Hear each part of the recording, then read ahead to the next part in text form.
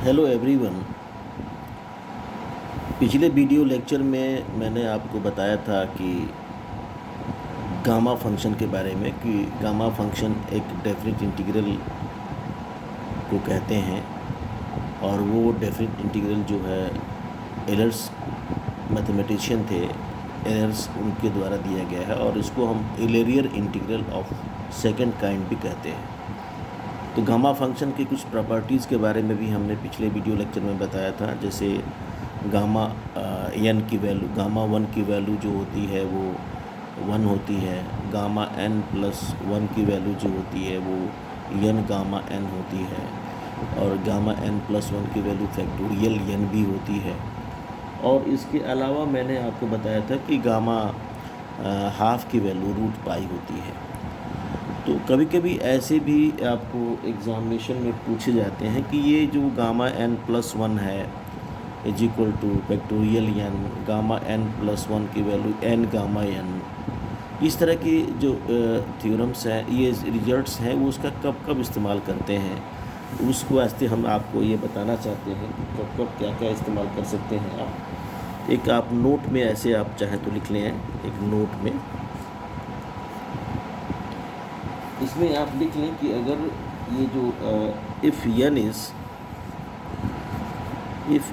Is positive integer, अगर ये positive integer है देन गामा n प्लस 1 की वैल्यू को हम फैक्टोरियल n लिखेंगे हमेशा। दूसरा ये है कि अगर ये हम देखें कि गामा, अगर हम n को कर लें, if n is positive real number लें, या पॉजिटिव इंटीजर लिया हमने, यहाँ पॉजिटिव रियल नंबर ले लें, तो इसमें गामा n प्लस 1 की वैल्यू को हम n गामा n लिख सकते हैं। लेकिन साथ में इसी रिजल्ट के बारे में बताया गया तीसरा कि अगर यही हम देखें कि अगर n जो है n इज़ निगेटिव फ्रैक्शनल हो, निगेटिव है और फ्रैक्शनल भी है, निगेटिव फ्रैक्शनल नंबर हो, तो कहा गया कि गामा n की वैल्यू को हम ऐसे भी इस्तेमाल कर सकते हैं, gamma n plus 1 upon n के फॉर्म में। और एक जो आपके पास चौथी रिजल्ट ये आगे अभी बताई जाएगी कि गामा n और गामा 1 माइनस n, इसकी value pi upon sine n पाई होती है। ये कुछ नोट्स हैं जो हमेशा इस्तेमाल में लाए जाते हैं, इसलिए इसको आप always you try to keep in always memory. ये ध्यान रखिएगा, अपने मेमोरी में ध्यान रखिएगा, याद रखिएगा इसको। अब हम आपको बताने जा रहे हैं, जैसे मान लीजिए कभी कभी ये क्वेश्चन भी आ जाते हैं एग्जामिनेशन में, find the value of gamma minus 5/2, मान लो ऐसे आ गया एग्जामिनेशन में, कभी पूछा भी गया है। तो ऐसे में अब हम ये देखा जाए तो हियर -5/2 इज़ निगेटिव फ्रैक्शनल, ये निगेटिव भी है और फ्रैक्शनल भी है। तो इसके लिए, इसके वास्ते हम देखें इसमें से तो निगेटिव फ्रैक्शनल वाली चीज़ यहाँ है, तो हम चाहें तो यहाँ लिख सकते हैं gamma n is equal to gamma n plus 1 upon n। तो यहाँ पर अगर हम रखते हैं putting n is equal to -5/2, इसको इक्वेशन 1 मान लें, तो गामा -5/2 की वैल्यू जो आ जाएगी गामा -5/2 प्लस 1 अपॉन -5/2, या इसको हम कहते हैं कि 2 अपॉन -2/5 गामा -3/2। अब इसी में हम क्या करें कि ये तो हमने -5/2 की वैल्यू निकाला है -2/5। अब देखें इसी में हम n की जगह पर -3/2 रखेंगे यहाँ, तो फिर ये आ जाएगा गामा -3/2 + 1 अपॉन -3/2। थोड़ा इसको सॉल्व किया जाए तो ये -2/5 था और -2/3 हो जाएगा, और गामा ये -3/2 + 1 इज़ 1-1 ये आ गया हमारा -4/15, और ये माइनस ध्यान से देखेंगे -5/2 gamma -5/2 + 1 upon -5/2 is equals -2/5 gamma -3/2। अब गामा -3/2 की वैल्यू निकालनी होगी, तो इसी में एन की जगह पर हम रखते हैं -3/2। you will get gamma -3/2 + 1 upon -3/2, and so on, simplifying -2 into -2 upon 5 upon 3. So it is +4/15, and here is gamma -12. अब फिर -12 की वैल्यू निकालनी पड़ेगी, तो फिर इसी में n की जगह पर -12 रख देते हैं। ये 4/15 ये हो जाएगा गामा -12 + 1 upon -12। थोड़ा सॉल्व किया जाए, ये हो जाएगा -4/15 × 2/1, ये हो जाएगा गामा 1/2। सो इट इज़ -8/15 और √1। This is the answer. ये हमारे कहने का मतलब ये हुआ कि इस तरह के क्वेश्चंस भी आते हैं तो आप आसानी से आप कर सकते हैं। इसके अलावा आपको मैं बताऊं कि बहुत सारे ऐसे क्वेश्चंस आते हैं जो डेफिनेट इंटीग्रल के होते हैं, and so they are very tedious, वो बहुत ही डिफ़िकल्ट होते हैं। तो उन सारे क्वेश्चंस को भी हम गामा फंक्शन की सहायता से आसानी से सॉल्व कर सकते हैं। अब जैसे मैं एक क्वेश्चन लेता हूँ आपको, जैसे यहाँ पर मैं लेता हूँ एक क्वेश्चन है, इवेल्युएट, ये है आपका 0 से इन्फिनिटी √x, और यहाँ हो जाएगा x⁴ dx। मान लीजिए इसकी वैल्यू निकालनी होती है, तो ये गामा फंक्शन ना रहे और इसके पहले ये एक इंटीग्रल आया होता तो बड़ा मुश्किल होता है इस तरह के फंक्शन को इंटीग्रेट करना। इसलिए हम इस तरह के इंटीग्रेशन को इंटीग्रेट करने के लिए हम गामा फंक्शन के फॉर्म में ले आने का प्रयास करते हैं। तो सबसे पहले तो हम ये मान लेते हैं लेट I = 0 से इन्फिनिटी e⁻⁻ √x × x⁴ और dx, ये सब कुछ कर लेते हैं। और हम क्या करते हैं कि इसमें लेट √x की जगह पर हम रख लेते हैं t, या हम सच पूछे तो x = t² रख लिया, एंड dx = 2t dt रख दिया। लिमिट ऑफ इंटीग्रेशन की बात करते हैं तो हम when x = 0 then t = 0, and when x = infinity, this implies t = infinity. So it is now I = 0 से इन्फिनिटी e⁻t, एंड t के x⁴ 1/2 है, तो यहाँ पर x⁴ 1/2 लिख सकते हैं। ये हो जाएगा t⁴ 1/2, और ये हो जाएगा 2t dt। यानी फाइनली ये मिल गया हमको 2 टाइम्स इंटीग्रल 0 से इन्फिनिटी e⁻t एंड t⁴ 1/2 + 1 यानी 3/2 और dt, ये मिल गया। अब ये बात हमको यहाँ पर मिल गई कि हमारे पास जो इंटीग्रल था वो 0 से इन्फिनिटी था, e⁻√x था, x⁴ 1/4 dx था। इसकी वैल्यू हमको 2 टाइम्स 0 से इन्फिनिटी e⁻t और t⁴ ये मिल गया 3/2। तो 3/2 मिलने की वजह से अब हमको थोड़ा ध्यान सोचना पड़ेगा कि भाई 3/2 मिला, तो 3/2 क्या करने से 3/2 या जैसे मान लीजिए हम ये कह दें, हम दरअसल चाहते क्या हैं, हम भले हम 3/2 एक बार लिख देते हैं आपको, मैं आपसे बताऊं कि क्या चाहता हूँ। सिंस हम जानते हैं कि गामा n = 0 से इन्फिनिटी e⁻t और t⁻n-1 है, तो इससे कंपेयर करने पर लगता है आपको कि n-1 को 3/2 होना चाहिए, n = 3/2 + 1 यानी कि 5/2 होना चाहिए। तो हम इसको ये लिख सकते हैं इंटीग्रल 0 से इन्फिनिटी e⁻t रूट एक्स और x to the power 1/4 dx। इसकी वैल्यू को हम लिख सकते हैं 2 इंटू 0 से infinity e to the power minus t and t to the power 5/2 - 1 और dt, and so it is nothing but it is 2 gamma 5/2। Gamma 5/2 को सॉल्व करना है तो 2 गामा 3/2 + 1, और इसको भी सॉल्व करना है तो 2 इंटू 3/2 गामा 3/2।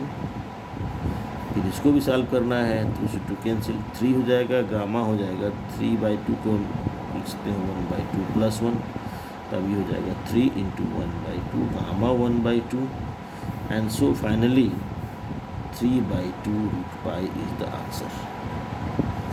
तो ऐसे क्वेश्चंस का सलूशन हम लिखते हैं, और इसके अलावा भी और से ढेर सारे प्रॉब्लम्स भी आपको आ सकते हैं और जो पूछे जाते हैं एग्जामिनेशन में, उसकी भी बात हम कर लेते हैं। जैसे मान लीजिए आपको ये पूछ दिया जाए सीधे सीधे, मान लीजिए आपसे ये पूछ दिया जाए कि evaluate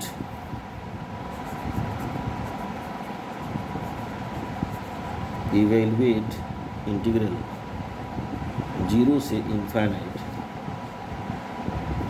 e to the power -x³ dx, e to the power -x³ dx इसका निकालना है।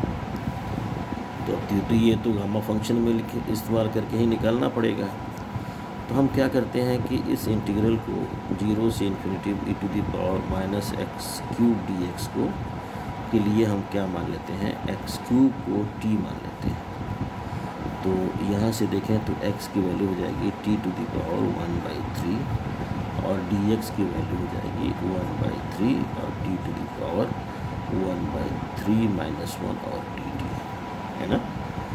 तो यहाँ जो i हमारा हो गया अब, और लिमिट तो वैसे ही रहेगा, लिमिट ऑफ इंटीग्रेशन x = 0 पर t = 0 होगा, x = इन्फिनिटी पर t = इन्फिनिटी होगा।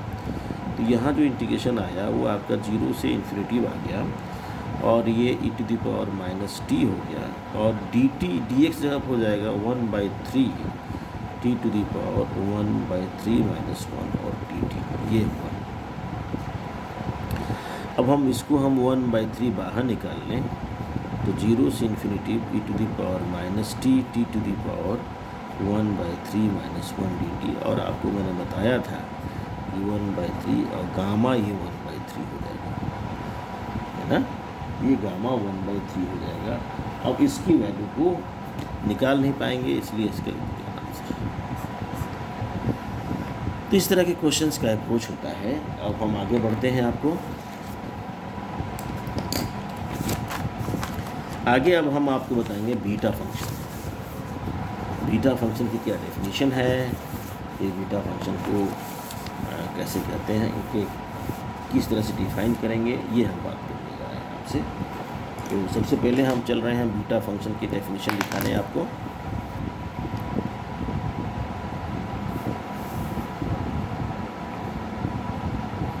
बीटा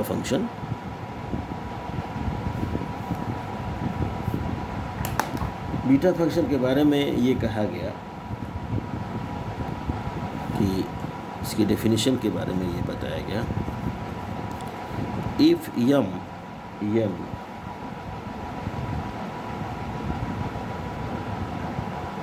या ऐसे कह दिए कि एक्चुअली ज़्यादा अच्छा रहेगा इस तरह से कहा जाए डेफिनेशन में।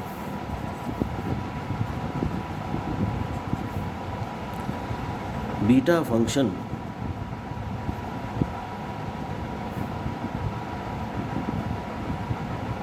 of m and n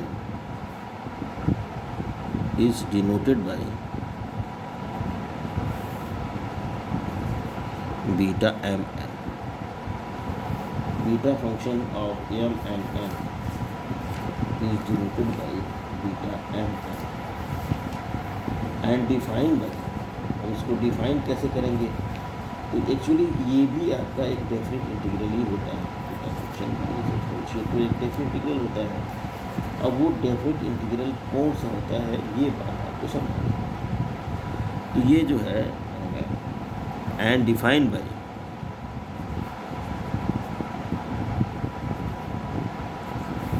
beta mn equal to integral 0 से 1 x to the power m minus 1 minus x to the power n minus 1 dx। m is greater than 0, n is greater than 0। Beta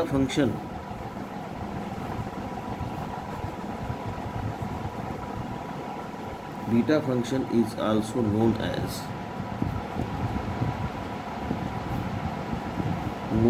Euler's integral।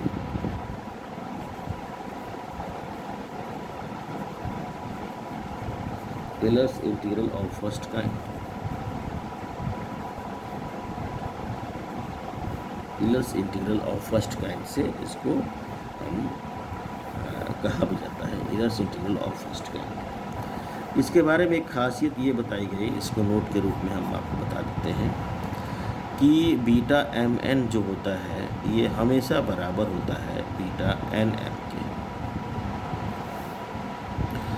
यानी कि इसको हम एकदम ध्यान से इसको prove भी कर सकते हैं आप आसानी से कि बीटा एम एन यहाँ लिखिए, एम एन लिख दीजिए, यहाँ पर 0 से 1 कर दीजिए, x to the power m minus 1 minus x to the power n minus 1 d x कर लीजिए।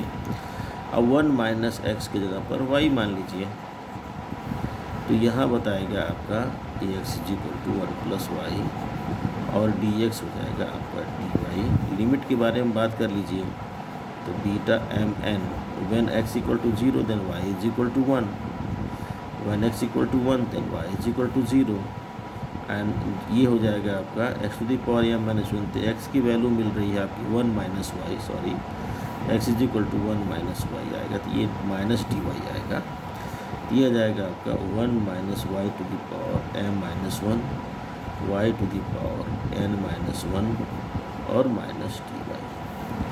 ये हम ये भी कह सकते हैं लिमिट को चेंज करते हुए, लिमिट ये माइनस साइन को हटाने के लिए इस लिमिट को इंटरचेंज कर दें, ये हो जाएगा 0 to 1 y to the power n minus 1 minus y to the power m minus 1 और डी वाई, और यही होता है बीटा एन कॉमा एम। तो ये आसानी से हम दिखा सकते हैं कि beta M N is equal to beta n m. अब ये बात आती है भाई कि कुछ प्रॉपर्टीज़ हैं बीटा फंक्शन से रिलेटेड, इसकी बात हम कर लेते हैं। प्रॉपर्टी 1, प्रॉपर्टी 2, इसकी ऐसे बात करेंगे हम। जैसे आपकी प्रॉपर्टी है, तो प्रॉपर्टी नंबर आप देखते हैं, प्रॉपर्टीज ऑफ बीटा फंक्शन।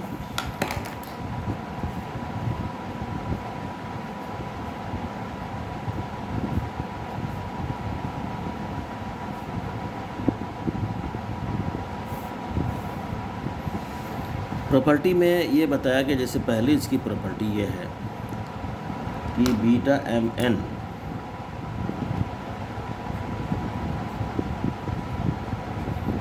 तो हम लिख सकते हैं 0 से infinity x to the power m minus 1 upon 1 plus x to the power m plus n d x, या ये भी लिख सकते हैं 0 से infinity x to the power n minus 1 upon 1 plus x to the power m plus n d x. अब इसको हम प्रूफ करना है, let us proof this property. तो हम ये लिखेंगे कि we know that beta M N is equal to, ये हम जानते हैं, आप बताया भी, आपने डेफिनेशन पढ़ा है, 0 से 1 x to the power m minus 1 minus x to the power n minus 1 और डी एक्स, इसमें पढ़ा आपने। तो इसमें अब देखिए बताएं, ये लिमिट आपकी 0 से 1 है, यहाँ जो प्रूफ करना है वो 0 से इन्फिनिटी में ले आना है। तो कुछ ऐसा सब्स्टिट्यूशन इस्तेमाल करना पड़ेगा इसमें, सो दैट कि ये आपकी लिमिट 0 से इन्फिनिटी बन जाए। तो यहाँ पर लिखने जा रहे हैं आपको, let us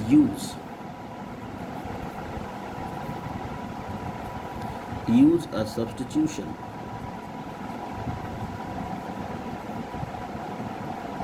x is equal to 1 upon 1 plus y, ये हम लेते हैं।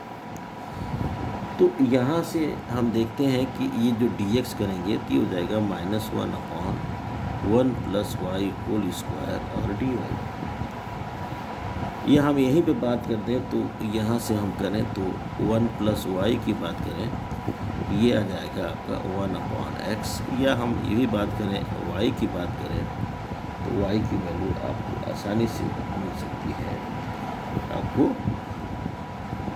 1/x माइनस 1, ये हम कर सकते हैं। या हम ऐसे आप x की वैल्यू निकली है तो y को भी निकल सकते हैं। तो ये थोड़ा ध्यान रखने की बात है कि ये हम अपना सब्स्टिट्यूशन इस्तेमाल करेंगे। ये मैं इसलिए बात कर रहा हूँ कि हम अब लिमिट की बात चलने जा रहा है।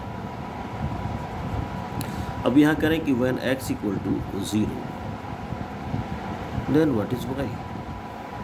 x इक्वल टू 0 बोलोगे तो इनफाइनाइट माइनस 1 इज इनफाइनाइट।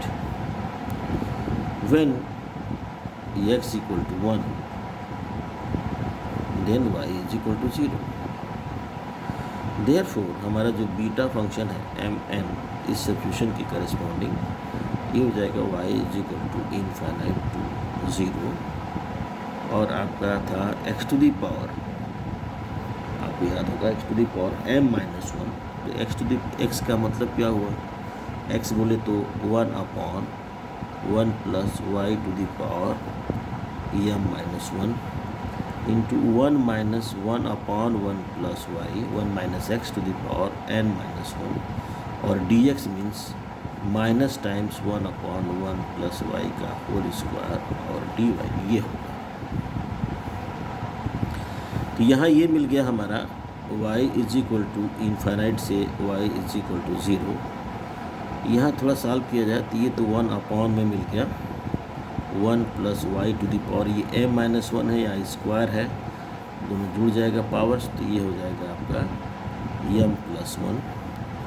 थोड़ा इसको सॉल्व करें हम, ये माइनस तो लगा ही दीजिए, इसको सॉल्व करें तो ये 1 प्लस वाई माइनस 1 तो कट जाएगा, ये हो जाएगा y to the power n minus 1 upon 1 plus y to the power n minus 1 का यहाँ हो जाएगा dy। इसकी लिमिट को इंटरचेंज कर दें और माइनस को प्लस कर दें तो ये हम कह सकते हैं y इज इक्वल टू 0 से y is equal to infinity y to the power n minus 1 divided by 1 plus y to the power m plus 1 plus n minus 1 और dy। तो फाइनली हमको ये मिल गया beta mn is nothing but it is 0 से infinite y to the power n minus 1 upon 1 plus y to the power m plus n, ये 1 से 1 cancel हो जाएगा और dy। और आप जानते हैं कि डेफिनेट इंटीग्रल की प्रॉपर्टी होती है कि integral a to b f y d y लिखिए, चाहे integral a to b f x d x लिखिए, दोनों सेम होगा। यहाँ से मिल गया आपका beta mn is equal to 0 से इनफाइनाइट और x to the power n minus 1 upon 1 plus x to the power m plus n और dx, जो प्रूफ हो गया। और आप जानते ही हैं कि बीटा mn जो होता है वो बीटा nm के बराबर होता है। तो फिर जब बीटा mn की ये हो जाएगी तो यहाँ पर m और n को इंटरचेंज कर देंगे तो 0 से m x to the power m minus 1 और यहाँ हो जाएगा 1 plus x to the power m plus n dx भी हो जाएगा। इस तरह से हम ये प्रॉपर्टी को प्रूव करेंगे। तो आप हमारी बात समझ रहे होंगे कि इस तरह से हम सारे प्रॉपर्टीज़ को भी डिस्कस करेंगे और धीरे धीरे इसकी प्रॉपर्टीज़ को मीट आउट करेंगे। अब हम चलते हैं एक तीसरी प्रॉपर्टी पर जो कि इम्पॉर्टेंट प्रॉपर्टी है और वो इम्पॉर्टेंट प्रॉपर्टी यह है प्रॉपर्टी नंबर 3 है, प्रूव दैट, ये है आपका बीटा mn की वैल्यू को हम लिख सकते हैं 2 टाइम्स 0 से π/2 और sign to the power 2m minus 1 theta into cos to the power 2n minus 1 theta और डी थीटा। इसके हम प्रूफ कर रहे हैं बीटा mn की वैल्यू ये होती है। अब इसका प्रूफ करने के लिए आगे बढ़ते हैं हम लोग। तो हम जानते हैं we know that beta M N is equal to 0 से 1 x to the power m minus 1 minus x to the power n minus 1 dx ये होता है। तो अब इसको सॉल्व करने के लिए हमको इस लेने के लिए हमको क्या करना पड़ेगा कि हमको लेना पड़ेगा x इज इक्वल टू, अब ये सोचना है आपको ना कि क्या हम ले आना है। चूँकि लाना है साइन के पावर 2 m थीटा, तो x is equal to sine square theta रखें, तो ये आ जाएगा dx हो जाएगा तो 2 sine theta into cos theta D theta होगा। लिमिट ऑफ इंटीग्रेशन की बात करें तो when x equal to 0 then sine theta is equal to 0 implies theta is equal to 0। When x equal to 1 then sine theta is equal to 1 this implies theta is equal to π/2। ये है limit of integration. तो अब हमारा जो beta M N था वो क्या बनेगा, अब इसको ध्यान से देखें। अब जो हमारे पास बीटा एम एन था वो आपका बन गया इज इक्वल टू इंटीग्रल 0 से π/2, क्योंकि आपने देखा है कि x equal to 0 theta is equal to 0 और x इक्वल टू 1 तो थीटा इज इक्वल टू π/2। और यहाँ हो जाएगा sign square theta two the power m minus 1 minus cos square theta two the power n minus 1 2 sine theta cos theta और D theta.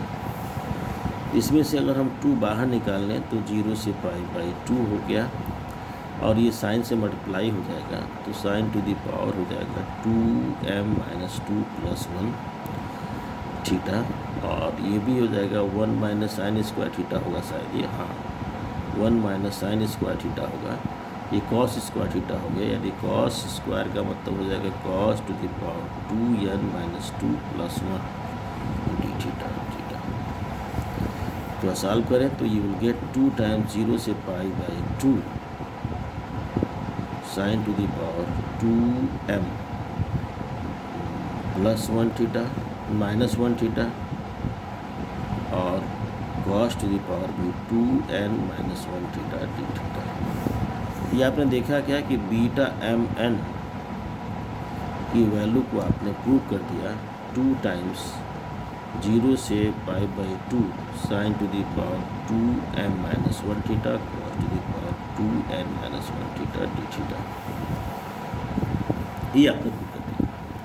अब इस result को कुछ और भी तरह से भी हम आगे चल के इसको एक्सप्लेन करेंगे। तो अब हम चलते हैं कि what is the relation between beta and gamma function. आइए बात करते हैं द रिलेशन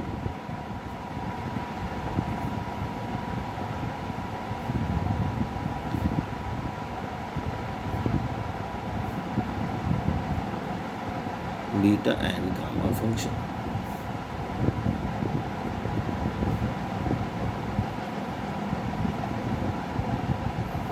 तो बीटा और गामा फंक्शन के बीच में क्या रिलेशन हो सकता है, इसके बारे में हम बात करेंगे।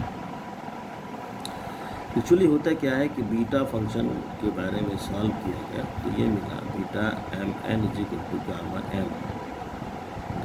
N upon gamma n plus n. ये जो रिलेशन है वो बहुत ही यूजफुल रिलेशन है और इसकी सहायता से ढेर सारे वर्क हम आसानी से कर सकते हैं।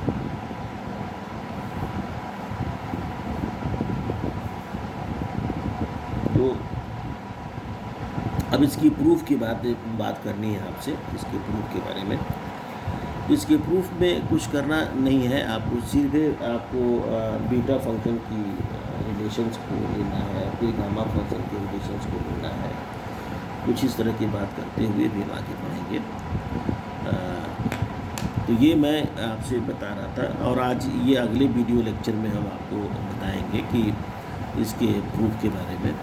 इस वीडियो लेक्चर में हमने आपको क्या क्या बताया। देखो बताएं कि एक चीज़ आप सभी को मैं बता दूं कि जब भी आप पढ़ाई करिए तो इसका ज़रूर ध्यान रखिए कि आप 1 घंटा पढ़ते हैं या 2 घंटा पढ़ते हैं, तो आप इसका जो है ये ध्यान में बनाइए कि कैसे हम उसको लर्न कर लें, उसके बारे में सोचिए भी कि अगर कोई हम थ्योरम्स पढ़ते हैं या कोई भी हम चैप्टर पढ़ते हैं मैथमेटिक्स का, तो उसे आधा घंटा पढ़ा, आधा घंटा पढ़ने के बाद से फिर हम चाहते हैं तो क्या करिए, आप वहाँ से अपने प्लेस से उठ करके 1-2 मिनट सोचिए टहल के कि भाई हमने क्या पढ़ा। तो उसको जब मनन करेंगे, सोचेंगे, तो आपके दिमाग में वो सारी चीज़ें बैठेंगी जो हम चाहते हैं कि आपके दिमाग में बैठे और आप अच्छा करें। तो मैं आज का वीडियो इसी शब्दों के साथ मैं समाप्त करता हूँ, और फिर अगले वीडियो लेक्चर में हम लोग इसके बारे में पढ़ेंगे, the relation between beta and gamma function. तब तक के लिए बहुत बहुत धन्यवाद। Thank you.